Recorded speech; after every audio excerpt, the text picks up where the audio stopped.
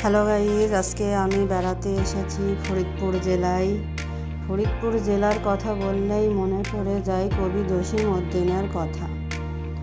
আজকে আমি ফরিদপুরে কবি জসিম-উদ্দিনের বাড়িতে বেড়াতে এসেছি। আজ আমি আপনাদের ঘুরিয়ে দেখাবো কবির ছেলে হাসু ও বাসুর স্মৃতিঘরের কিছু অংশ। কবি জসিম-উদ্দিনের কথা আমরা তো সবাই কম বেশি সবাই জানি।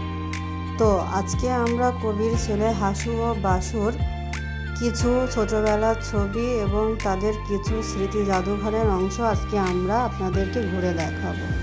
দেখুন এবং আমাদের সাথেই থাকুন।